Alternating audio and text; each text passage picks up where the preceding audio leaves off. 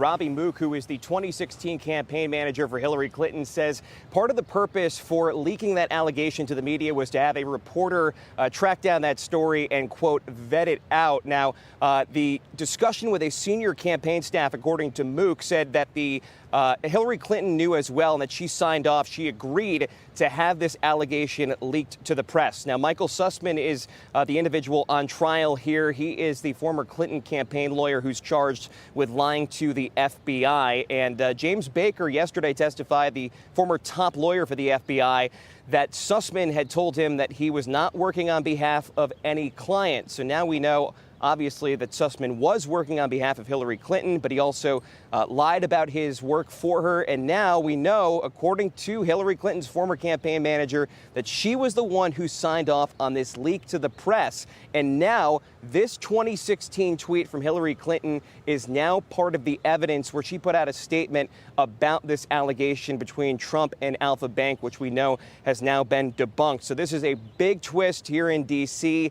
in this trial of Michael Sussman. It's a big black eye for the Clinton campaign and for Hillary Clinton herself. Back to you. All right, Logan, thank you very much. Here to discuss, Texas Congressman Louie Gohmert, who's on the House Judiciary Committee. Congressman, I want to make clear to people that the alleged connection between Trump and the Russia bank was not true. That was checked out, that was not the case. So what we're hearing now is the possibility that there was such a connection. Hillary Clinton said, yes, let's leak this to the media. What are your thoughts on this? Well, and James Baker had come and talked, as did some of the other witnesses, to our judiciary. Well, it was a private questioning. And so some of this isn't new to those of us that were following it there, but to actually have a witness say, yep, Hillary knew that we wanted to go public with this, she agreed to it, that is a link we didn't have before. And so that's a big revelation. And we've all known, you know, Hillary Clinton was much more hands-on than her husband. Well, he was physically hands-on. She was verbally hands-on. She had to have approval of anything. That's the way she's operated. And so to actually have a witness that says, yeah, she approved us going public with this charade that we knew wasn't true. I mean, I know he didn't say we knew it wasn't true, but they knew it wasn't true. They knew they created this out of whole cloth. So this is a big deal, and this is how you start. Keep in mind, this is a charge just against Sussman, but this is how you start. And I would imagine the way that Durham works, it's a little too slow, but you get a conviction against Sussman, and then you say, okay, we're waiting sentencing, and what we recommend on your sentencing depends on how much help you give us to go up the chain. And then you work that case up the chain. I would imagine Sussman was not willing to do that, but once he's looking at prison time, I would expect you'll find him a lot more cooperative. Well, isn't this kind of up the chain? I mean, when you reveal this kind of thing. Oh, Bob, it's exactly. Yeah. This is shot across the bow to the very top. To the very top. And what are the implications, Congressman? Because people have been saying they thought Hillary Clinton was behind this. Now, there are many other steps to go and dots that need to be connected. But the overall scheme alleged is that Hillary Clinton and her team were behind a Steele dossier, which included false information, including this allegation of a connection of Trump to a Russian bank. So where do we stand now? Well, this is a connection. I really thought that it would take longer to get somebody to actually have Hillary with knowledge and approval of going forward with this conspiracy against Trump and the Trump campaign. But here in the very first trial, we have a direct connection now. So this is huge, and you're right to focus on it because this is the connection that I wasn't sure we would have until further prosecutions took place. But here we are. She knew, and she approved going forward.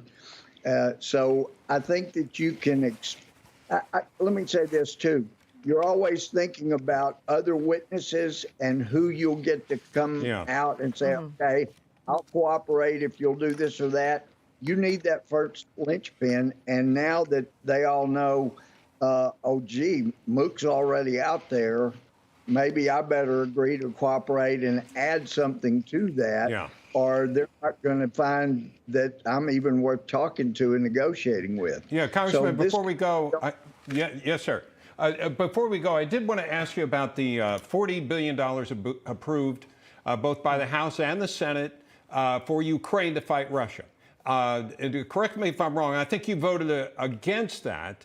And the reason I wanted to ask you about it is there are people that feel like if you don't give Ukraine the tools that it needs, which includes money and other resources, that Russia is more dangerous and that this is money well spent to keep them where they are and to keep them from getting any stronger than they already are, including any potential alliances they may have with China and Iran. But the key is your comment that this is money well spent. That's our problem. We'd already authorized $13 billion. In all of 2021, Ukraine spent $5.94 billion on their own military.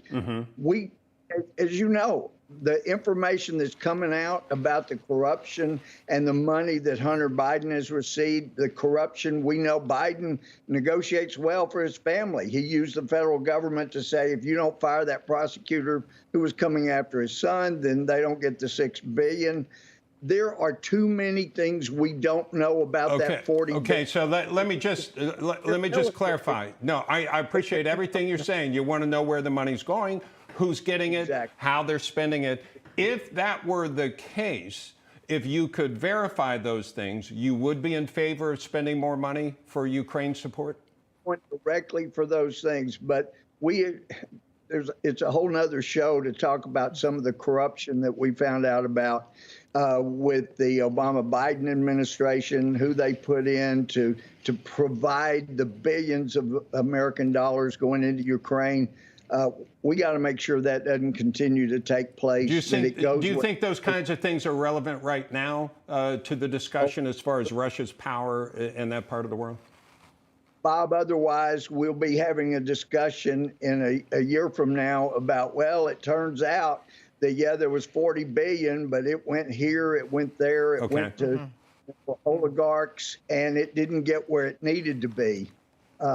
We need to know, because we've seen the incompetence of leaving $85 billion of equipment to our enemies. There will be Americans in the future because of that. We got to make sure it's not going to come back to haunt us. And those assurances are not there. We didn't have specifics. Right. Congressman Louie Gohmert, thanks so much for being with us. Thank you. All right.